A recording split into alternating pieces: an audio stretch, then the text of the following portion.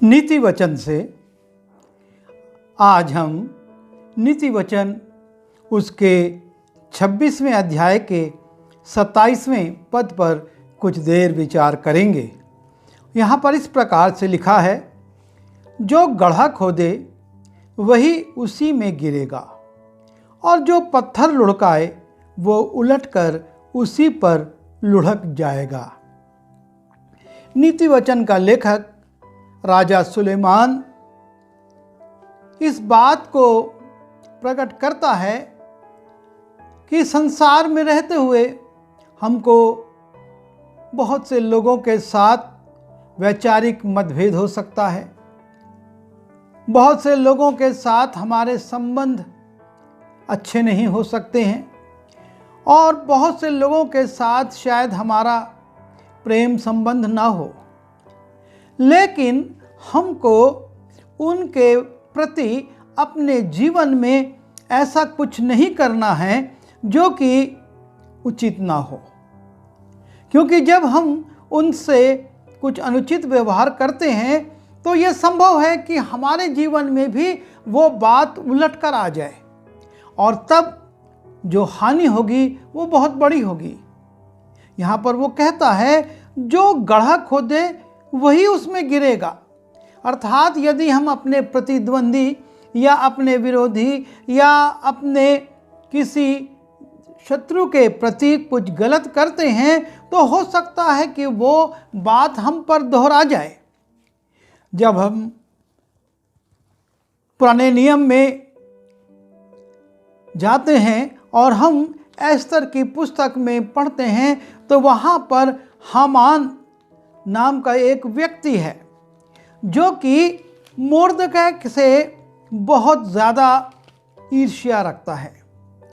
और उस ईर्ष्या का कारण एक था कि मुर्दकै उसको झुककर प्रणाम नहीं करता था और इस कारण वो सोचता है कि मैं पूरे यहूदी समूह को या समाज को नाश करूंगा। और इसी के तहत वो कुछ योजनाएं बनाता है, राजा की स्वीकृति लेता है और तब भी उसका मन शांत नहीं होता तो वो मुर्दकै को फांसी पर लटकाने के लिए एक 50 हाथ ऊंचा खंबा अपने घर के आंगन में बनवाता है। और जब हम एस्तर उसके 5वें अध्याय के 14वें पद में जाते हैं, लिखा है, उसकी पत्नी जेरेश और उसके सब मित्रों ने उससे कहा, 50 हाथ ऊंचा फांसी का एक खंबा बनाना और बिहान को राजा से कहना कि उस पर मुर्दकै लटका दिया जाए। तब राजा के संग आनंद से जेवनार में जाना। और इस प्रकार से हामान के मित्र और उसकी पत्नी उसको सलाह देते हैं कि तू मुर्दकै के लिए 50 हाथ ऊंचा खंबा बनवा। मुर्दकै का अपराध केवल ये कि उसने हामान को झुककर प्रणाम नहीं किया। और जब वो ये योजना बनाता है, खंबा बनाता है और खंबा बनाकर जब वो राजा के पास पूछने जाता है तो राजा उससे कहता है कि मैं जिसका सम्मान करूं उसके लिए क्या करना चाहिए। और तब वो बहुत सी बातें बताता है और राजा कहता है, मुर्दकै के लिए तू यही कर। और हामान को मुर्दकै के लिए सारी बातें, सारी सम्मान की बातें पूरा करना पड़ता है। और उसके बाद चक्र देखिए कैसे घूमता है। जब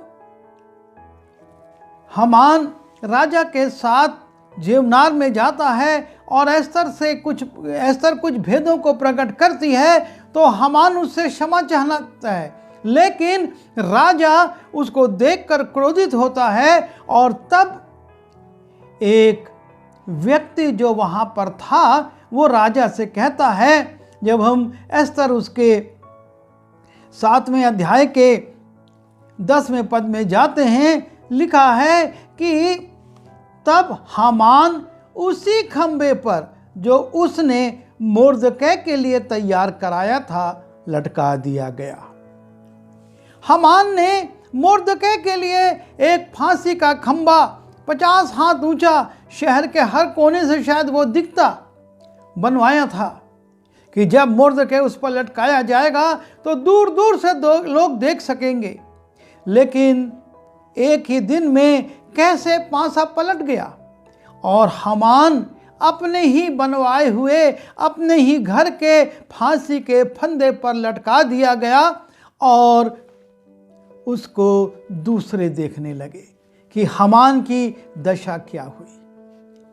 और आगे जब हम दानियल की पुस्तक में जाते हैं, दानियल के साथ जो लोग थे जो उसके प्रतिस्पर्धा करते थे और हमेशा उससे पराजित हो जाते थे, वो देखते हैं कि दानियल के जीवन में या उसके काम में कोई गलती निकालना आसान नहीं है, बल्कि कोई गलती मिल ही नहीं रही है।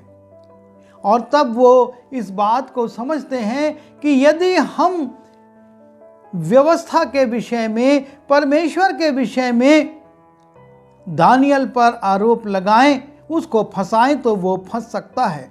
और वो राजा से एक आदेश निकलवाते हैं कि 30 दिन तक राजा के सिवाय कोई किसी देवी देवता, किसी से प्रार्थना नहीं करेगा। पर दानियल सच्चे परमेश्वर का भक्त अपनी रीति के अनुसार दिन में 3 बार वो यरूशलेम के फाटक की खिड़की की ओर के खिड़की को खोलकर प्रार्थना करता था। उसने वैसा ही किया और तब ये लोग दानियल की चुगली करते हैं और राजा पे दबाव डालते हैं कि आदेश के अनुसार दानियल को सिंहों की मांद में डाल दिया जाए। और राजा मजबूर है, आदेश निकाल चुका था पहले से और वो वही काम करता है, दानियल को सिंहों की मांद में डाल देता है। लेकिन राजा को रात भर नींद नहीं आती, उसको अच्छा नहीं लगता कि एक अच्छे व्यक्ति को, एक अच्छे सहयोगी को मैंने इस रीति से दंडित कर दिया। और तब जैसे ही भोर होता है राजा आता है और लिखा है भोर को पाँव फटते ही राजा उठा और सिंहों के गड्ढे की ओर फुर्ती से चला गया। जब राजा गड्ढे के निकट आया तब शोकित वाणी से चिल्लाने लगा और दानियल से कहा, हे दानियल, हे जीवते परमेश्वर के दास, क्या तेरा परमेश्वर जिसकी तू नित्य उपासना करता है तुझे सिंहों से बचा सका है? तब दानियल ने कहा, हे राजा, तू युग युग जीवित रहे। मेरे परमेश्वर ने अपना दूत भेजकर सिंहों के मुंह को ऐसा बंद कर रखा था कि वे मेरी कुछ भी हानि नहीं कर सके। और इस प्रकार से सिंह दानियल की हानि नहीं करते हैं और राजा बड़े आनंद से उसको बाहर निकलवाता है। और तब राजा का क्रोध भड़क जाता है और लिखा है 24वें पद में, और राजा ने आज्ञा दी कि जिन पुरुषों ने दानियल की चुगली खाई थी वे अपने अपने लड़के बालों और स्त्रियों समेत लाकर सिंहों के गड्ढे में डाल दिए जाएं। और वे गड्ढे की पेंदी तक भी ना पहुँचे कि सिंहों ने उन पर झपटकर सब हड्डियों समेत उनको चबा डाला। इन लोगों ने एक षड्यंत्र रचा दानियल के लिए कि उसको सिंहों की मांद में डालकर मरवा दिया जाए और हमारा प्रतिद्वंदी समाप्त हो जाए। लेकिन ये सिंहों का गड्ढा उन्हीं के लिए मृत्यु का कारण बन गया। और इसी बात को नीति वचन में उसके 26वें अध्याय के 27वें पद में सुलेमान ने कहा है कि तुम इस प्रकार का काम मत करना, जो गड्ढा खोदे वो उसी में गिरेगा और जो किसी के ऊपर पत्थर लुढ़काए वो पत्थर उसी पर लुढ़क जाएगा और इस प्रकार से उसकी हानि हो जाएगी। जब हम भजन संहिता उसके 35वें अध्याय के 7वें और 8वें पद में जाते हैं, हम वहाँ पर देखते हैं राजा दाऊद भी एक निवेदन करता है परमेश्वर से। और राजा दाऊद परमेश्वर से कहता है, क्योंकि अकारण उन्होंने मेरे लिए अपना जाल गड्ढे में बिछाया, अकारण ही उन्होंने मेरा प्राण लेने के लिए गड्ढा खोदा है। अचानक उन पर विपत्ति आ पड़े और जो जाल उन्होंने बिछाया है उसी में वे आप ही फंसे और उसी विपत्ति में वे आप ही पड़े। दाऊद यह नहीं कहता है कि जिन्होंने अकारण जाल बिछाया और गड्ढा खोदा उनमें मैं उनको गिराऊंगा, लेकिन वो परमेश्वर से प्रार्थना करता है, क्योंकि परमेश्वर नहीं चाहता कि हम अपना पलटा आप लें, लेकिन वो चाहता है कि हम परमेश्वर को अवसर दें।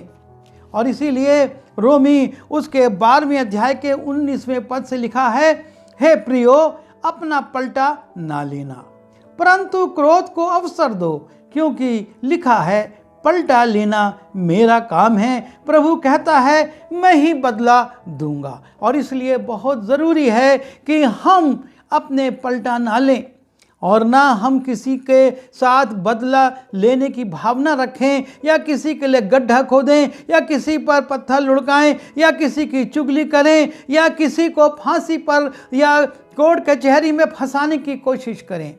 कहीं ऐसा ना हो कि हम ही उसमें फंस जाएं। लिखा है, बुराई से ना हारो, परंतु भलाई से बुराई को जीत लो। प्रभु हमारी सहायता करे कि हम नीति वचन के इस वचन के अनुसार चलने वाले हो सकें। आइए दुआ करें।